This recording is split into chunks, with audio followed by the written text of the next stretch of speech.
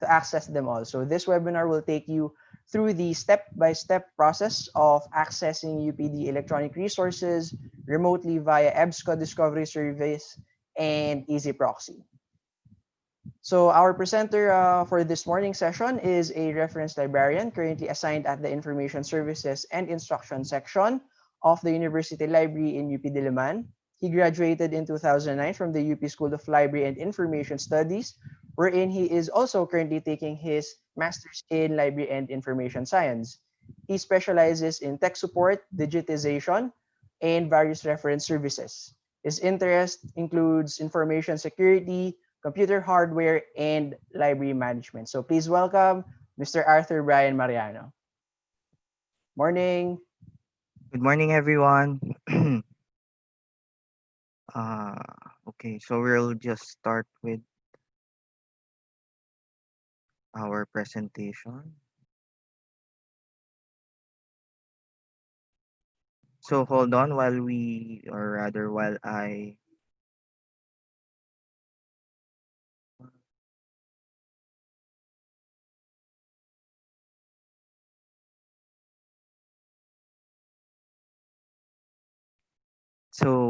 AB, just to check, can you see my slides completely? No, it's still in the slideshow panel. It's still So in I the can see slideshow all your panel. slides. Yep, I can Okay, see all your slides. hold on, please.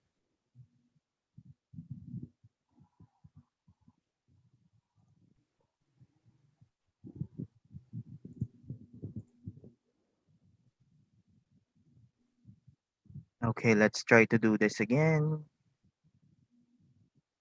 How about now? Right, all good. How about the presenter slide? Can you see it? No? Nope. Okay, so just the slide. Yep, just the presentation.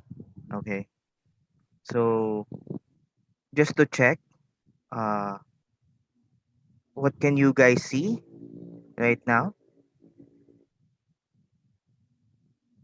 The Can you see water. the flowing water? Yes, we do, Kuya Arthur. Okay. So, uh, if the flowing water is choppy, it means your internet connection is not stable. So it would uh, be advisable not to open your video. So in my case, it's still flowing nicely.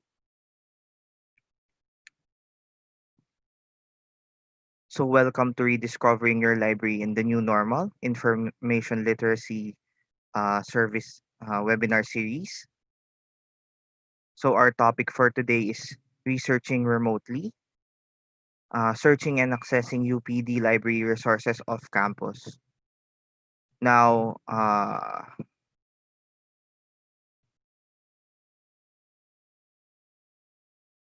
my slides aren't moving. Hold on, please. There. Now we will be discussing the various tools which the library offers so that you can access online resources or e-resources. Uh, we will use one to actually access one material so so that you can get a basic inkling of how to access a material.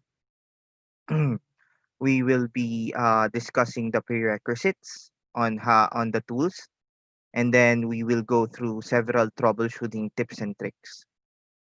Now, to keep things interesting, of course, uh, we'll be having a short quiz with a prize. Our prize for today is an Elsevier loot bag and 200 pesos. Or Elsevier loot bag worth, yeah. Is it worth 400? Is it the loot bag, AB? Is it the loot bag and 200 pesos, or is it worth 200? 200 pesos is different from the loot bag. So it's Ah, two okay. different prices altogether, you might say. Okay. So we're going to be picking two winners today. No, just one. Just one. Just one Okay. winner who will win the loot bag as well as the 200 pesos. Wow. So that's basically like 400 pesos worth of prizes. So anyway, so the first tool that you would be needing or you would commonly be using when you're accessing e-resources of the main library. Oh, by the way, I currently have the colds right now, so if my voice starts to crack up or if it lessens it in volume, just tell me in the chat so I'll drink water or something. So the first tool is EZproxy. So EZproxy is a web proxy server, which gives access from outside the library's computer network. So this one replaced the old model of remote access, which gave username and passwords to everyone. Now the good thing about this is that it connects you to Dilnet directly. So you can access it via our homepage, mainlive.upd.edu.ph. Again, it's mainlive.upd.edu.ph. So our homepage contains everything you would ever need for your research. So please take the time to explore it. If you have free time, just click away. And oh, by the way, instead of the questions being peppered throughout my presentation, I decided to put them all at the end because this is a very technical topic. So I don't want you guys to get distracted. Uh, as much as possible, you need to be able to absorb this so that if ever you encounter problems with the tools, with accessing or anything, you'll be able to at least do things on your own. So if you scroll down a bit, so this is our homepage. If you scroll down a bit, okay, let's zoom this in a bit. So there's a banner here for EZproxy. Now, if you click that, you'll be taken to this page. So ezproxy.upd.edu.ph. Again, it's ezproxy.upd.edu.ph. So if you zoom in a bit, all you would need to put in is your Telnet credentials. So it's the same username and password you use for almost all of our library websites, with the exception of UP Mail. So it's the same username and password you use for CRS, Uble, I think Moodle as well. So uh, make sure you're always logged in when you're searching so that you can access the databases fully without restrictions.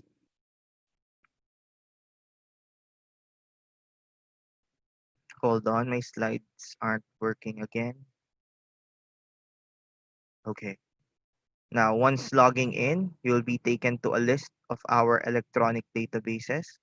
So let me zoom in a bit there. So for example, you choose to click on ECM Digital. It will take you to ECM Digital, and then you can search for your e-resources here using the search bar. Now you will know that you have access by looking at the top. Hold on, I'll try to use laser pointer there. Here at the top, it will always say access provided by University of the Philippines, Diliman, or University of the Philippines. It's always somewhere at the top. So it's either in the upper right, upper left, or right smack in the middle. So this tool is uh, a nice tool to use if you already know what you're looking for. You know exactly the title, the author, or other search terms, or you know exactly which online database it is located. So all you would need to do is uh, look for it in the list, click the online database, and use their search. Now, uh, we have another tool. It's the EBSCO Discovery Service. So hold on. I think I have a problem with my internet. But yeah, anyway, if I cut off, just wait for me. I'll log back in and continue. So the EBSCO Discovery Service is a search tool that searches all of our online databases all in one interface. So if the EZproxy website gives you a list of online databases, the EZproxy web service hold on. Okay, the EZproxy web service allows you to search through all of them. So you can access the EBSCO discovery service again via our homepage, mainlive.upd.edu.ph. All you would need to do is scroll down, look for Ovle. He's pointing at it. This is our search bar here. So let me zoom in a bit more. It's right there. Just take note to always click the option subscribe e-resources in the drop down box. Because if you don't click this, it will take you to the Toklas Discovery Service website, which is our local database for analog materials. Okay, so once you've clicked that, for example, you placed the keyword alchemy. Now, you will see a link here at the top which says hello guest, log in for full access. Now, if you just want to search for something and you don't want to access the full text, then not logging in would be okay. But if you want full access to the material, then you would need to click this link. Now, clicking this link will take you back to the EZproxy website where you would be asked to log in.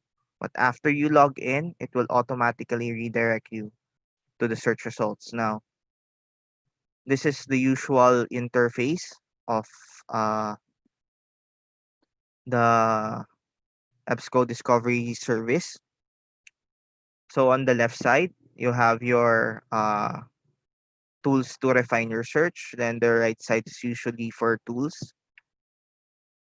So let's click on one. So for example, uh, so wait, hold on.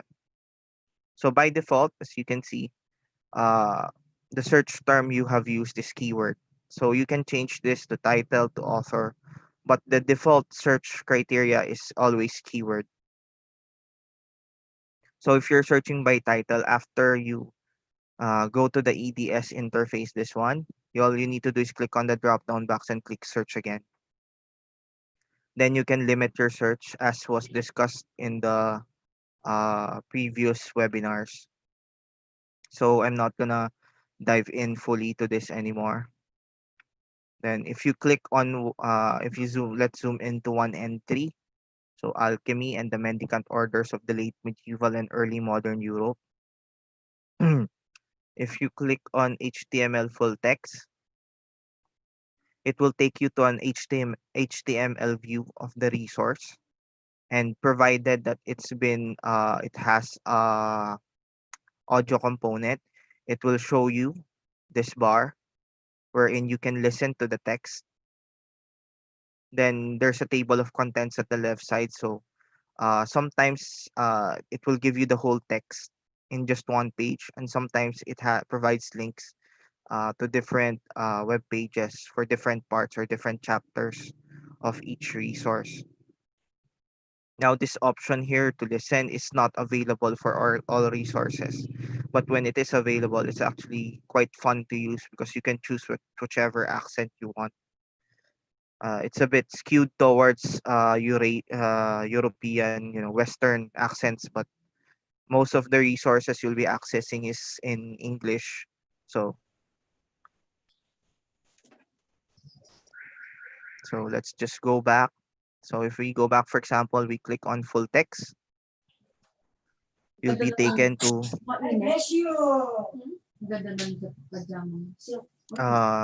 AB. I think you should mute someone's mic. I can hear something. Done. Okay. So moving on.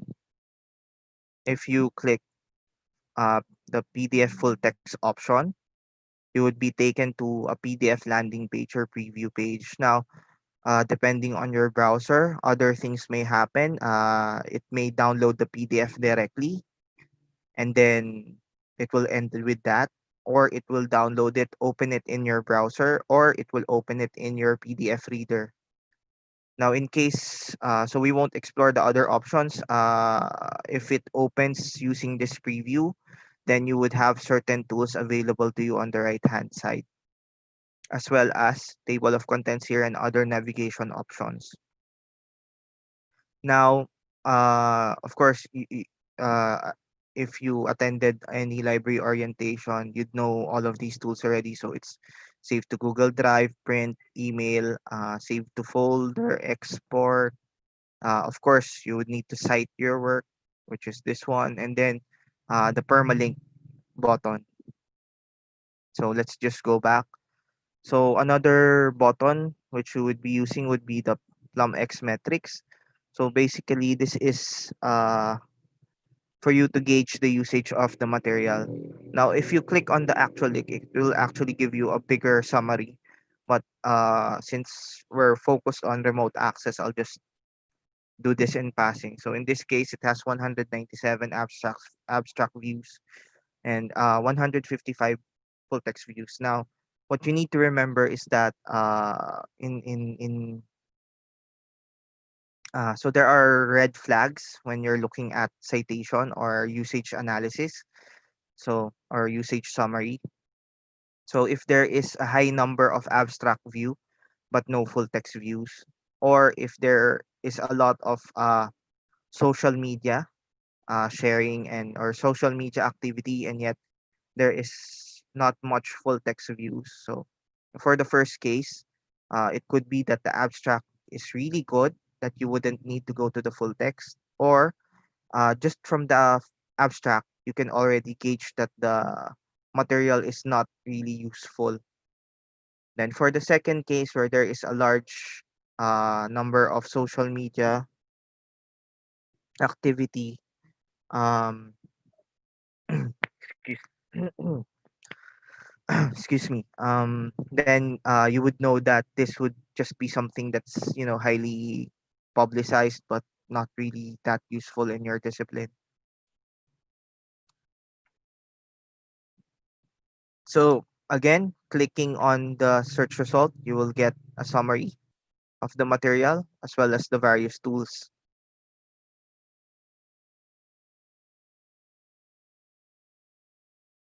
Now, if you look at the tools here, you will see permalink. So this is important because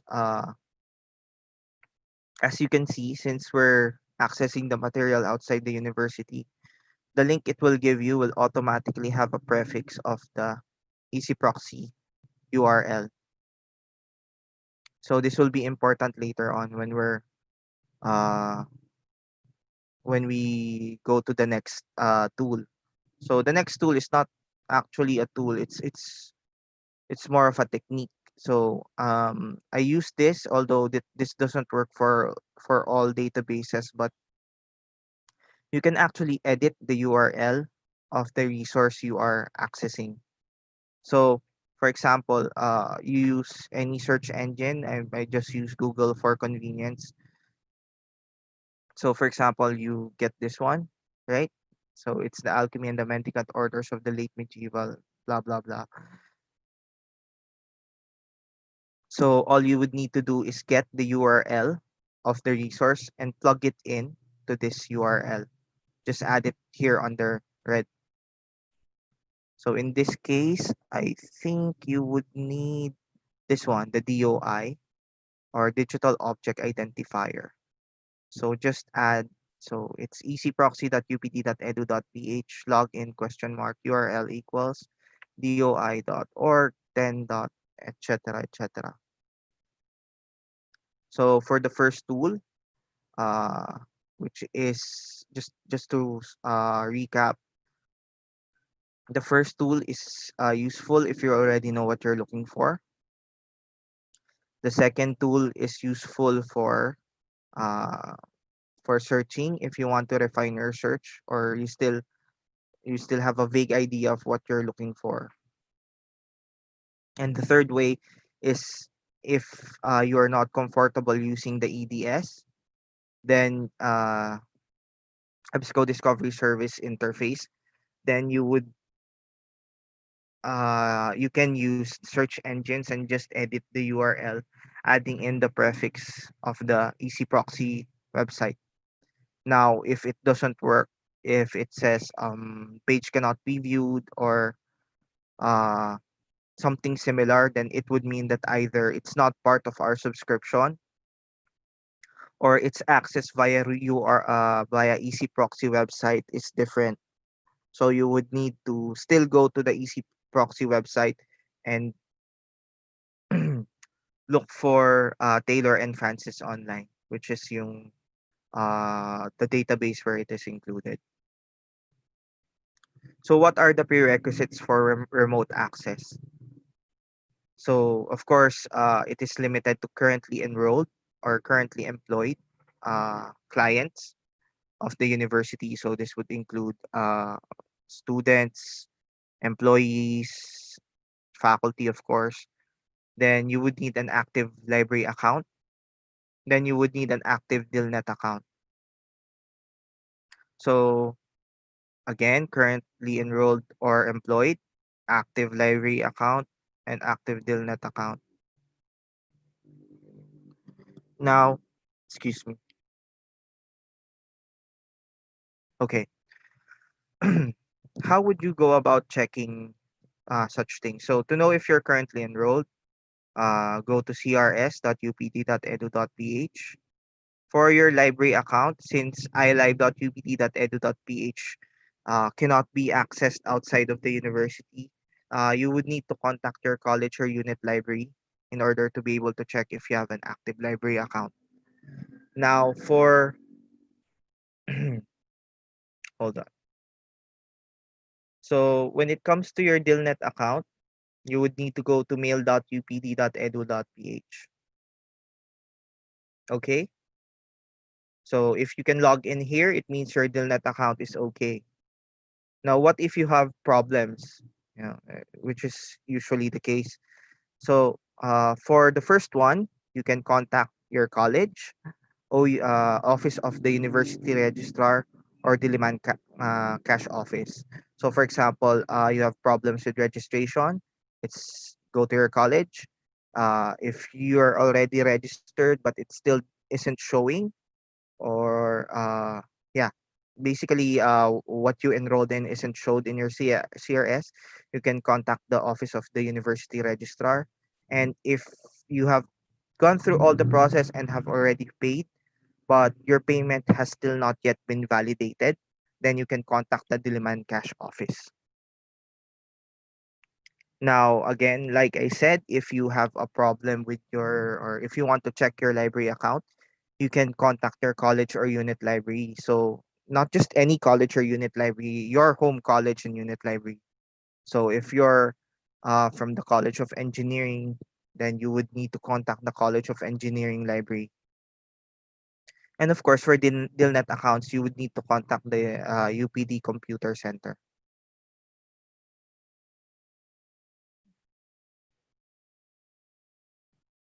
Okay, so if you want to reset your DILNet account, for example, you forgot your password, uh, or you want to attempt to recover your password, sorry, not reset, then you can go to accounts.upd.edu.ph. If, for example, your account got locked because you've tried too many passwords, you can opt to reset the mail by accessing it via bit.ly/upd_upmail_reset. Now, if none of these work, you can contact the computer center via their help desk at upd.edu.ph. So again, most of our URLs will end with upd.edu.ph. Or if you're within the university, you can, or if you still use a landline, you can contact them via our trunk line, and their local is 2050. So reminders on e-resources use before we go to the troubleshooting. Your remote access account is for your own use only. Do not share your account with others. The system of the various databases can actually gauge your connection. So if you're in accessing it in Makati, then all of a sudden another login would be recorded in Mindanao. Then yeah, your IP address would be blocked, and you would need to contact us for so that we can unblock your IP address. So please do not share your account with others. It can also track multiple logins. Yeah. So use of database content is governed by copyright and vendor license agreements. So included in this vendor license agreements is the fact that you should be currently enrolled or currently employed. So that's why that's one of the criterias. And at the same time, just because you downloaded the full text doesn't mean it's already yours. It's still the property of the author and the database who owns the copyright. So content should be restricted to academic research and teaching as reference only. So again, please cite your work. Please do not claim the work of others as your own, and do not sell or profit from our online resources. Systemic downloading or excessive downloading of data is strictly prohibited. The system can monitor downloading of full text. So generally, it's 200 MB for 2 hours. So if you exceed that, the system will flag you already, and then it will yeah, I'll delve more on that later on in the troubleshooting. So the university library may suspend library privileges and revoke accounts of patrons found to be in violation of these policies. Excuse me.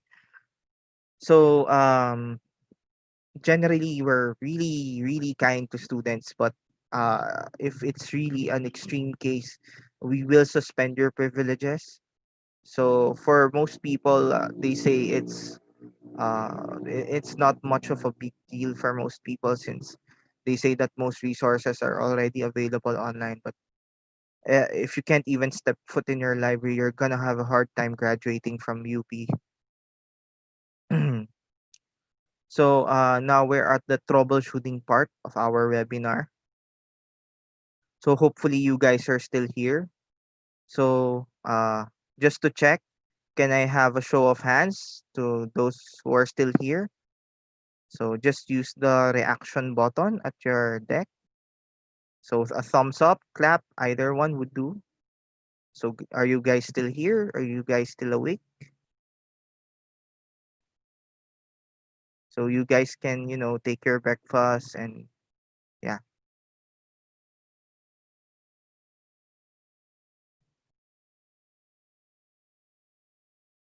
okay. So we'll move on.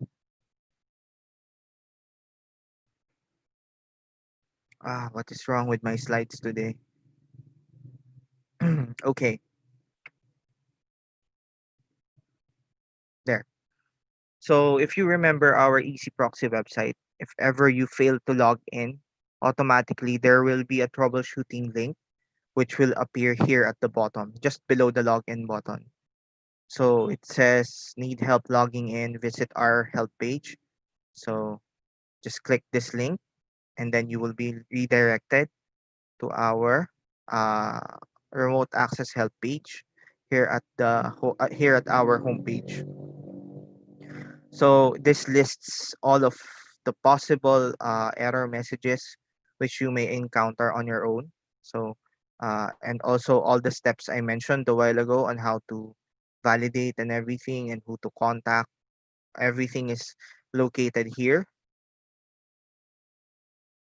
So the most common error message you would be encountering would be the privacy error, or your connection is not private. There's a potential security risk. The connection is insecure of all things, and or bad certificate. Now, depending on your browser, it could be any one of these. So in my case, I'm using Google Chrome, so I be saying this one: connection is not private. So all you would need to do to bypass this would be to click advanced and click proceed. So we assure you that all of our websites are safe. It just so happens that we were only able to uh, deploy a free security certificate, which most websites do not. Uh, uh, Most browsers are, I don't know, insecure about. So they usually give this warning, they flag it. So in order to bypass all of this, uh, we suggest you use the Firefox browser for most of our websites. Hold on. Okay. Remember I said a while ago that there's a download limit of 200 MB, right? So if you exceed, hold on, I'll just move a few things. If you exceed the downloading limit allowance of 200 MB per 2 hours, uh, this will show up. This message docs/suspend.htm. This message will show up whenever you click a link, whenever you try to load a PDF or full text. So this will pop up. Now, all you would need to do to bypass this is to wait for 2 hours for your connection, uh, in order for your connection to reactivate. Now, in extreme cases wherein you have exceeded the limit, you've gone above and beyond the download limit, then and after 2 hours this is still the message you see, then that would be the time you would contact us so we can unblock your IP address upon or rather after investigation, of course. So when all else fails, uh, you can contact us. So just a couple of reminders so that you will actually or we will be able to actually answer your query faster than other queries. So number one, please provide your details when requesting anything, especially your student number, or if you're contacting us via anonymous platforms, or if your Facebook account is uh, doesn't reflect your true name and affiliations, please write your contact information as well. Please be very specific with your requests. Please do not give us vague search terms that covers a lot of topics over a span of decades. Be as specific as possible. If you can provide us the link of the resource you are requesting, then that would be great. That would help in us answering your query. Um, a disclaimer though, we do not answer assignments. So as soon as we feel that you are asking us to answer a quiz or to provide answers to an online exam, then uh, we regret to say we'll be stopping the service there. Another key thing to remember is time management is crucial. Please, uh, since most of your requirements are already given at the start of the class, please take the time to do your research work, or give time to do research. Most people cram. It's one of the few cultural things of the university and of smart people. It's our sickness. It's we cram, but as much as possible, please give it time. Please do not send queries which you expect us to answer in just an hour or 5 minutes. So some resources are more difficult to access than others. So uh, please please be reminded that we are only here to show you the door. You would be the one to step through it. That's one of my favorite quotes from, of course, the Matrix movie. Again, when all else fails, you can ask us for help. So you can request for a resource on demand.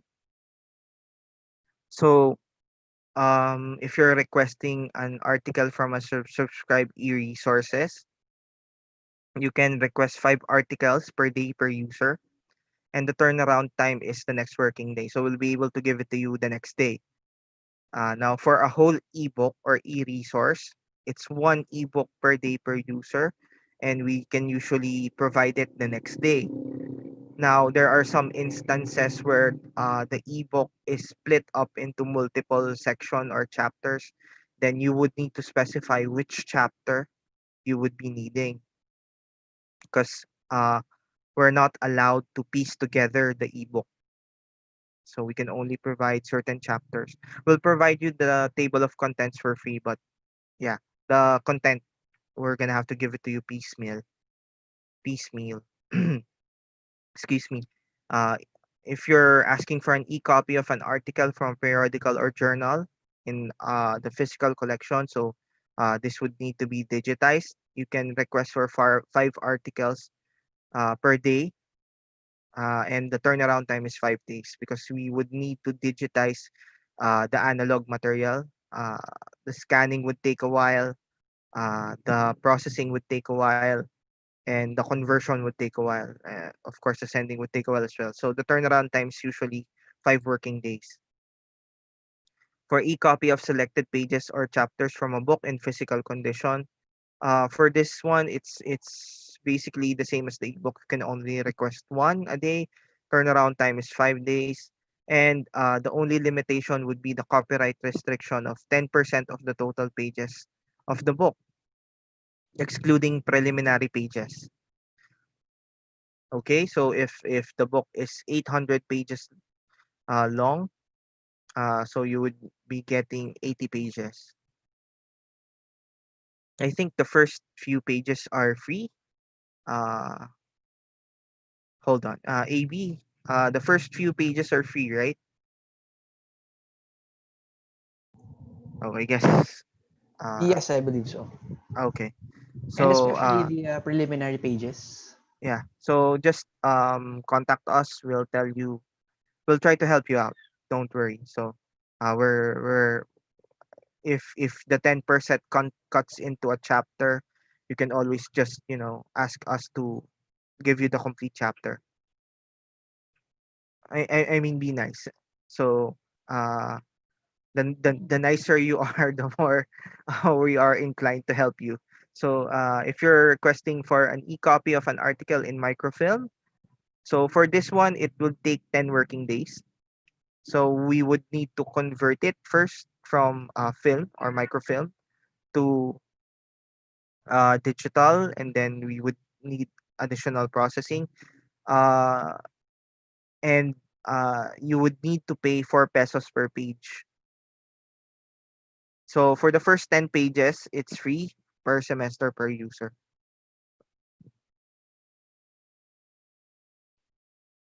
So please remember, all of these are subject to rules on copyright and fair use. Okay. So before we go on to the troubleshooting, is everybody still okay? Are you guys still here? Can I get a reaction? Okay. One, two. Okay. Okay. So we can move on. So we're gonna be talking about troubleshooting path. So this will take us from your laptop all the way to the server of the university. So there are many ways to do this. So I'm just giving you what I usually do, because I've actually gone through a lot of troubleshooting hacks or methods to check. Uh, Hold on, please.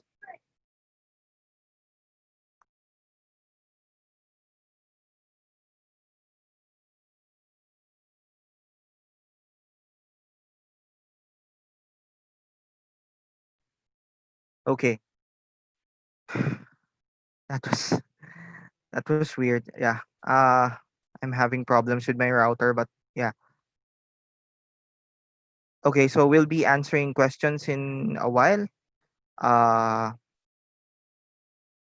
Hold on, I'll answer your question in a while for the person who chatted a question or placed a question in the chat. Oh, people are still entering. So To check if you have an internet connection, so all you would need to do is look at your taskbar at the lower right portion of your screen.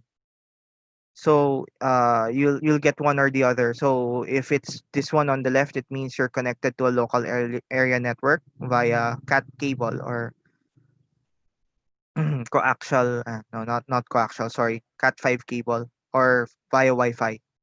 So if either one of these is not present, all you would need to do is right click and click on troubleshoot problems. Now, typically, for everything from resetting your Wi-Fi adapter to changing your DNS or detecting your DNS, all of this will be done automatically by the Windows Network Diagnostic tool.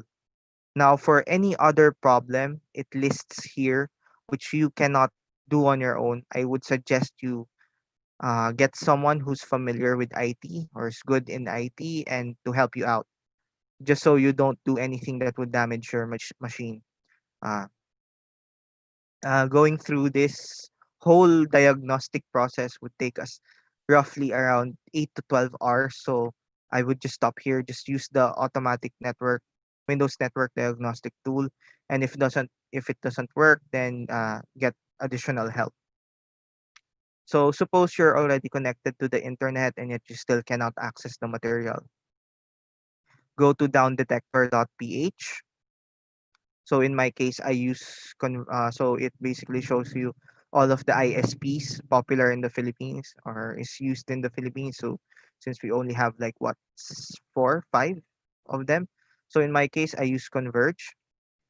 So if you I click Converge, then it will show you problems, hotspots, outage map, and everything. So it's a good tool to use if you want to know if your ISP is working or not. So if you're connected to the internet, you can't access the material, then you can check your ISP.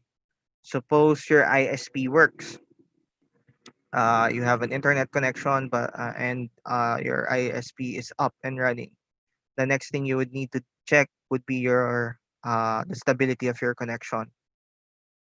So you can check this via speedtest.net. So I did this like 3, 4 a.m. So it's a very stable internet connection with a download speed of 34.5 and an upload speed of 33.9. Now, I like using speedtest.net because it not only gives you the download and upload speed, it also gives you the stability of the connection. So this graph is not just a design. So this will go up and down depending on the speed with which the connection is transmitting. Now, in my case, it's fairly flat because I did this earlier this morning, and I think most people are still asleep.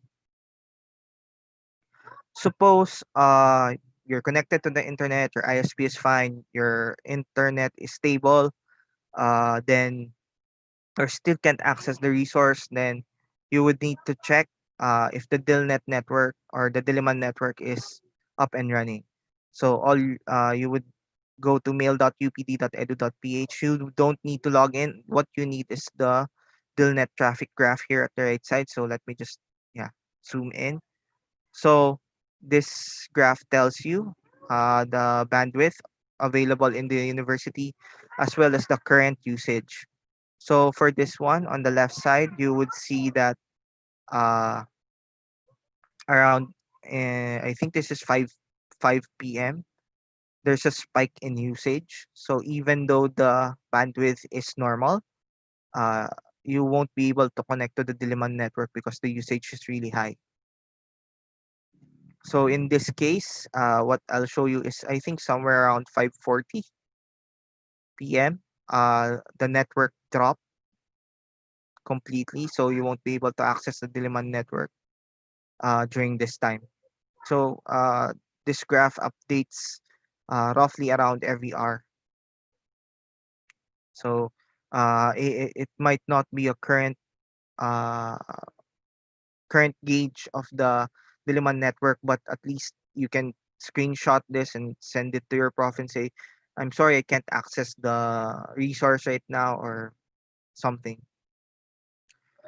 So, for example, you've gone past all that, you know the dilemma network is okay, then you would need to check if the server is up and running or the website is up and running. Now, in this case, I usually use down for everyone or justme.com. It's pretty self-explanatory. So just plug in the URL here. No, by the way, this isn't limited to UP databases. So you can put any database here. You can put Facebook. You can put Twitter, Instagram, or whatever website you go to. Then just click or just me, and then it will give you the result. Now, if you have gone through all of that and you still cannot find a resource you need, then the problem would probably lie in your keyword. So uh, I would suggest you check your keyword or search term, check if it's spelled correctly, see if you are using the correct terminology since most disciplines use jargon or discipline specific terms. So you could try using a thesaurus, discipline specific thesaurus, or you can contact us so we can provide you the proper keyword. So there are also cases wherein you are using the wrong Boolean operator. So instead of and, you should be using or not, or you might have uh, formulated your search term wrong using the wrong wildcard or using the wrong fuzzy searching term. So for those of you who want to learn more about how to search, you can go to our help page.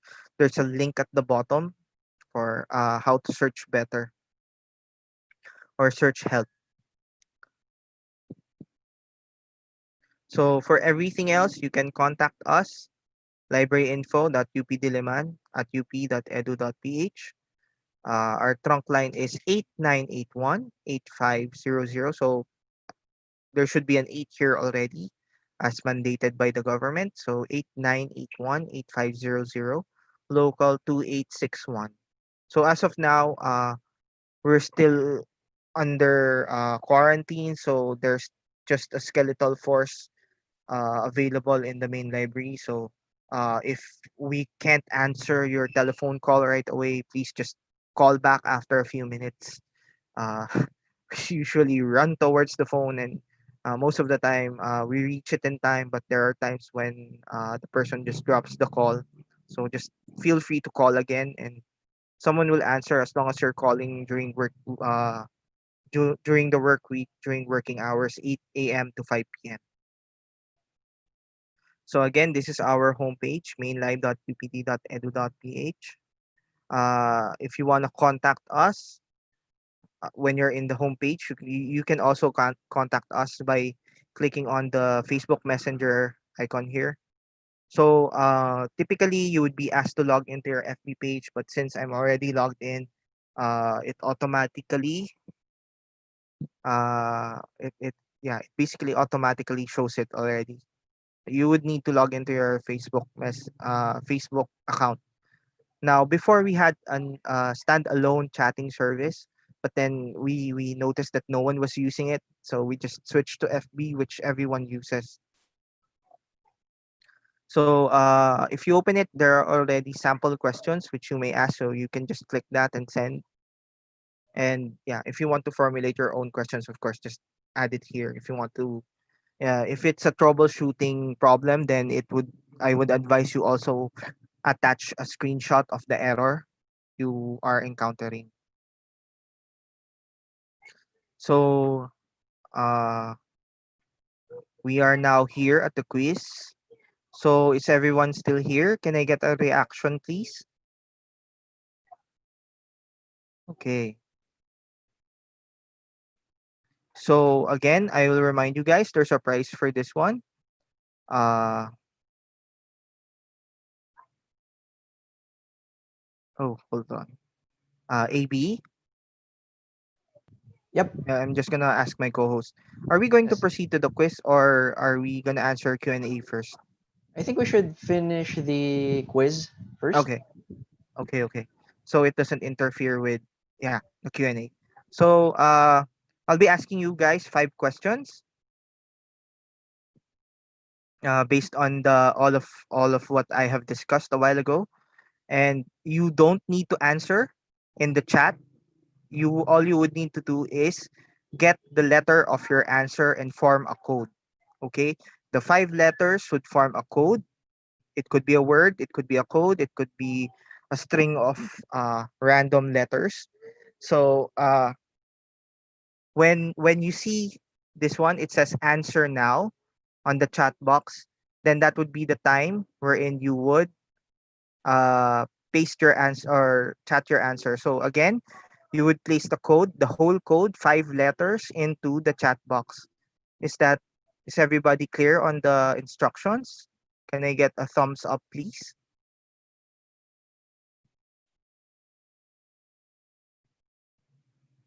Okay, so please keep track of your answers. At the same time, do not chat right away, or rather, do not chat each answer for each question, because then you would be giving away your chance to get the loot bag. So our first question is, what is the URL address or link for the remote access website? So is it A, ezproxy.upt.edu? Is it B, ezproxy.up.edu.ph? Oh, is it C, ezproxy.up.edu? Or is it D, ezproxy.upd.edu.ph? So just remember the answer. Don't type it yet. So now you have the first letter of the code. So can I get a thumbs up for those who are already done answering question 1? So once you're done answering, just put a thumbs up. So I'll know when to move on. Okay, question number 2. What is the homepage of the university library? So is it ds.mainlive.upd.edu.ph? Is it mainlive.up.edu.ph? Is it C, mainlive.upd.edu? Or is it D, mainlive.upd.edu.ph? This is probably one of the easiest quizzes I've ever fielded. So you guys are really lucky. So yeah, if this was one of the library orientations, the question here would be really, or will be much harder. So uh, again, thumbs up for those who are done.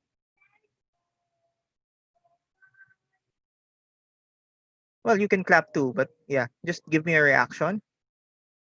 Okay. So you now have 2 letters. Third one would be, what is the default access point or search term used whenever you use the EBSCO discovery service? So when you click, when you put a search term and you click search, it is search under what? Is it under A, keyword, B, title, C, author, or D, subject?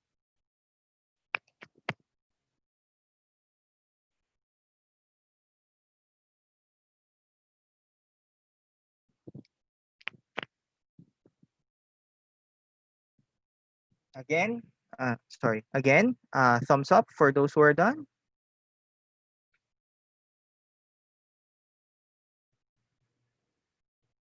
Okay, most people are done. So you now have 3 letters. Hopefully they're the correct sequence. Fourth question is, what does it mean when you see the message docs/suspend.htm? So A, you're not logged in properly. B, the document is not part of the subscription of the university. C, you have downloaded 100 MB in 4 hours. Or D, you have reached the download limit of the online subscription. This one's a bit trickier, but still easy.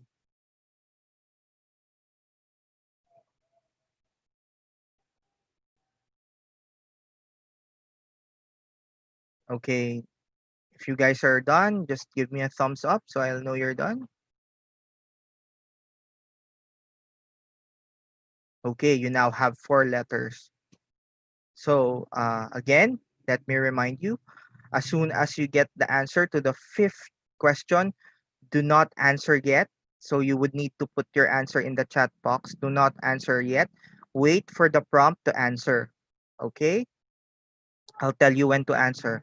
So just get the code, type it in your chat, and then I'll say when to send it. Fifth question is, what is the recommended internet browser for remote access? Actually, it's the recommended internet browser for most library websites, university websites. Oh, someone is still coming in. That's so sad. It's already the fifth question. So you now have 5 letters. So get ready to answer. So look at your chat box, open your chat box. As soon as you see answer now, you can already submit your answers. Go. Oh, that's a lot.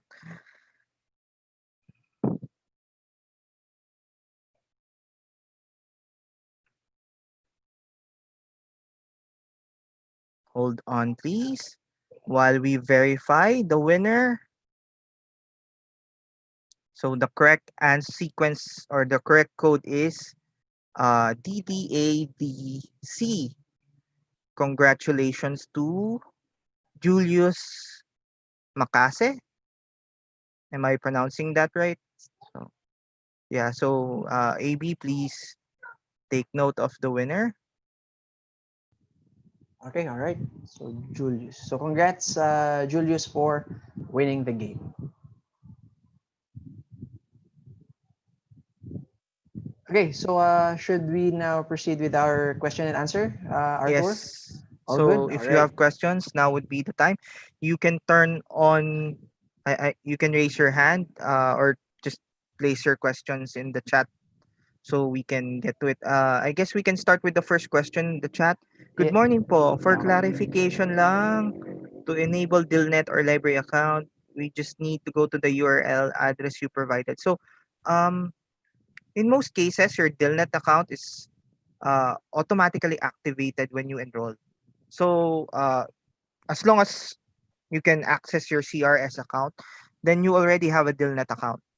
So there's really no need to the only time you would be needing to uh again to troubleshoot your DILNet account, then you would need to contact the UP Computer Center. Uh, so I guess I've answered that one. All right. So thank you for that, Arthur. So we actually have Oh, a few yeah, questions we here do. I'm from sorry. Pigeonhole. Okay.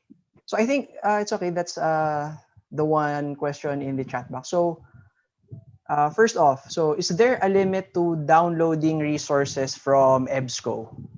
So it's different for different databases, and uh we don't actually have a list of specific download limits for each resource. All we know is that the bare minimum limit is 200 MB in 2 hours. There's actually other limits as well, like how many clicks you can do in a minute, but all of these things are automated and beyond our control. So for each database, it's different, but generally it's 200 MB per 2 hours. All right. So and actually, whenever you're reaching your limit, somehow the online databases would always provide a prompt or an error. So might as well take a rest for a while. Or if it there's still an error after a few hours or so, kindly send us an email. Right. Yeah, so for simple download limit, if you exceeded the simple download limit, then The what you need to do is simple. You just wait 2 hours for the account to be reactivated. That's it. If you're using bots or hacking software, or if you're downloading way beyond normal human capacity, then that would be the time your IP address will get really blocked. And then you would really need to contact us. And then after investigating what happened, uh, we'll provide proof that you either didn't do it or have no knowledge of it being done or something to that effect. And then your connection will be restored. It's actually a pretty long process. So please do not.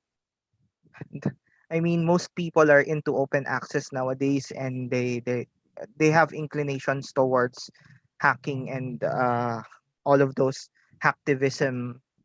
But yeah, we urge you not to do that. Getting your IP address unblocked takes a long time. So Yeah. yeah, Great. So thanks for that. So our next question, where do I see the Plum X icon? So I think our attendee is pertaining to the yeah, EBSCO. the usage Yeah. statistics icon a while ago. Yeah, so you can see it in the search results whenever you use the EBSCO Discovery Service. Now, unfortunately, this isn't available for all resources. So some resources are just new, or some resources are too old to actually have usage statistics. I think it's from 2002 upwards, the materials, and 2002 until 6 months from now. So that's basically yeah, unless it's one of those subscriptions services which has a small collection, so they can afford to put in usage statistics right away. So it really depends on the online database. But generally, you can find the Plum X icon in the search results. You can also find, by the way, if in the EDS search results, you can also, if it doesn't show you the full text, it will actually give you a link to a full text finder. So that's a good thing to note. If the full text isn't available to us, there are links there that will show you the way towards the full text. Now, since it's already beyond our subscription, you might have to pay, or if you are really good at searching the internet, you can try other things. Yeah, I agree. But anyway, regarding the Plum metric icon, there is actually an announcement or an update from Plum metric themselves. So they have actually announced that they would only be partnering with EBSCO up until November 1. So beyond November 1, the Plum metric from EBSCO will now be gone. However, I How do about believe for other databases? I think they are in partnership with Science Direct or Scopus. So I think LCV have subscribed to them. Okay, so you guys might want to check that out. Okay, so So yeah, so either way, you still need to read the abstract. yeah. It's just an indicator, it's a flag basically, if you should read the abstract or not. But in general, you should read the abstract all the time. So on to the next question. So regarding use of logins, what if I use a VPN for security purposes? Will that be considered a red flag by the system? It depends on how your VPN approaches connecting to the internet. Ah, this is a very technical question, and I don't know how to answer it. Okay, I'll try. It depends on how your VPN accesses the internet. If it forcibly reroutes your internet connection, it will have a hard time connecting to the Diliman network, because the Diliman network is static. If your VPN forces change of connection to DNS, domain name servers, every now and then, just to keep you private, then you would have a problem. But if your VPN is strictly a tunneling service wherein it just anonymizes your data, then you wouldn't have a problem, since that works okay with the static nature of the IP address of the university. Either way, I would suggest you not use VPN, since if you are already using the EZproxy or the proxy website, all of your connections will be passing through the university, and any connection from the university to the outside world is already anonymized.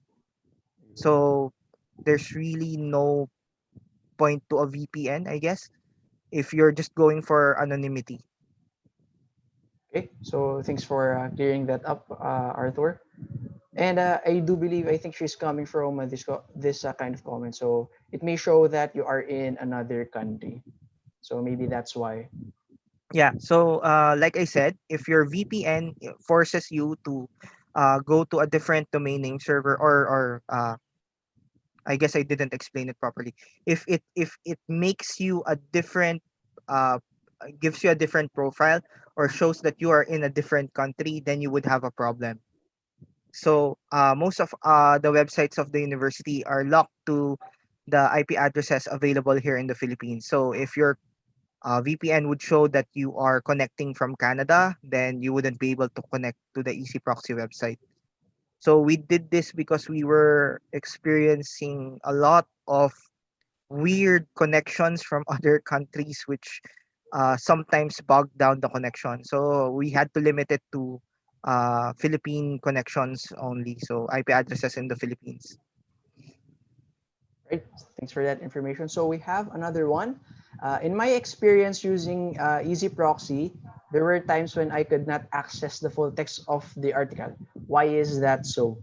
Okay, so um, when you use the EZproxy, it basically means that all of your connections are tunneled or passes through the Diliman network. So whatever database is locked to the IP address of the university, you'd be able to access it.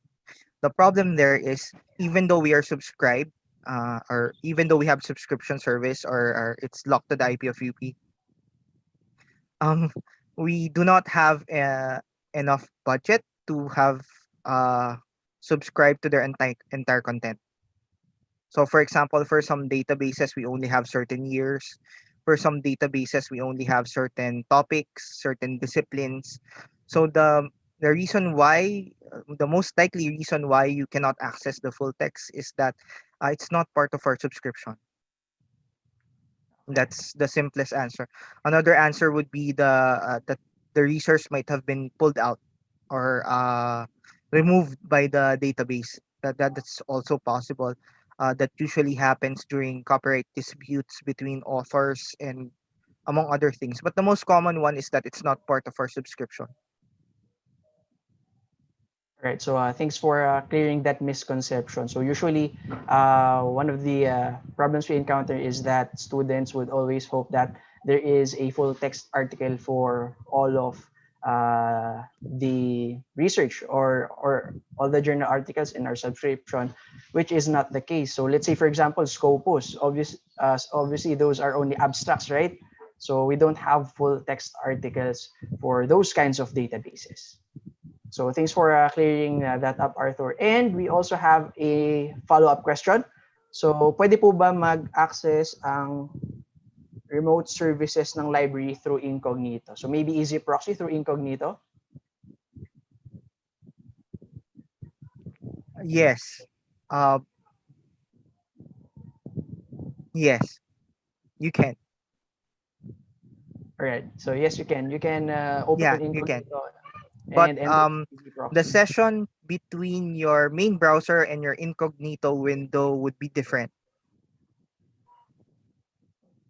Okay. So I hope that answers that question. So actually, we have other questions regarding our library service. However, it was already been answered. So thank you to Ms. Rizalyn Vihania, our head librarian. She's with us today, as well as Isa and some of our colleagues. Okay, so another one. Oh, so another follow up. So in relation to the VPN question, does this mean we can't use online resources of the university if we are out of the country? Yes, you cannot. All The right. Basically all of the websites of the university have been limited to IP addresses, to connections from IP addresses within the Philippines. So we did this out of security reasons, since we've been getting a lot of weird connections from other countries, which really I shouldn't mention, but China. Yeah.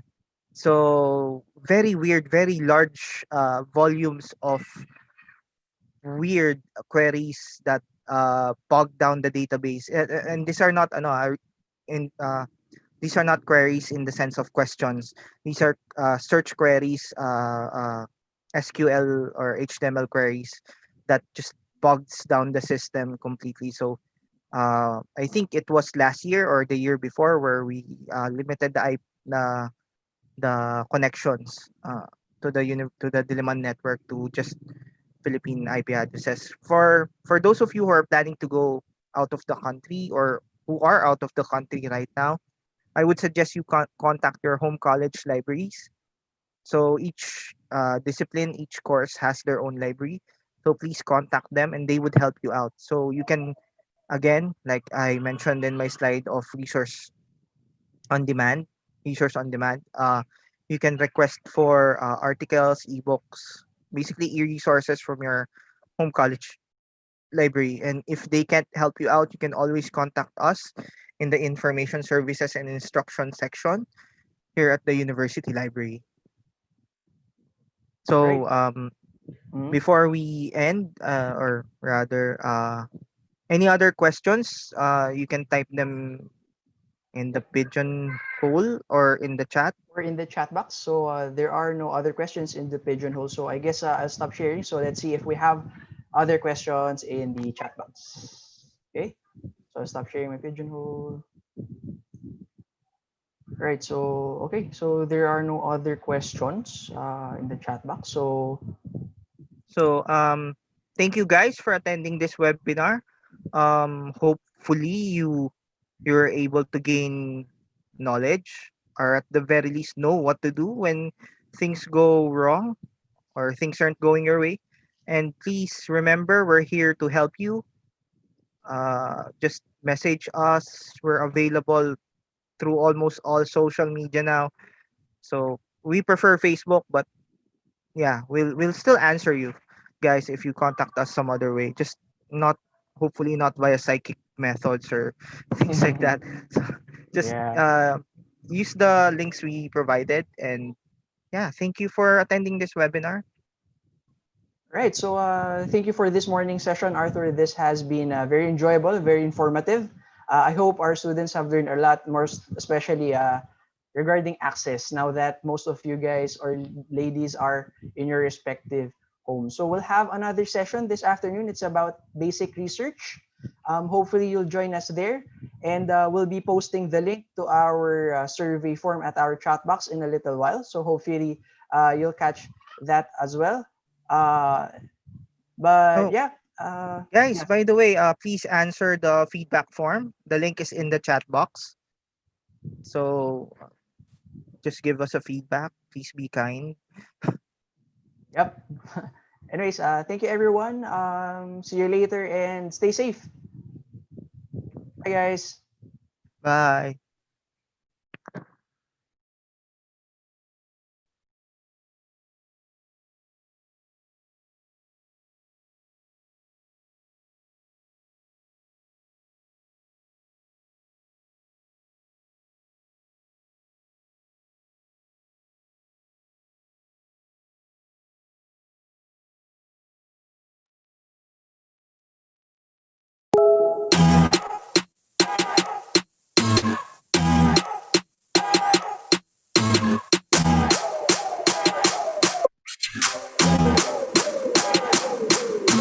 Come a little closer cause you look thirsty. I'ma make it better, slip it like Slurpees. Now count chili, get it free like Willie. In the jeans like Billy, you be popping like a willy.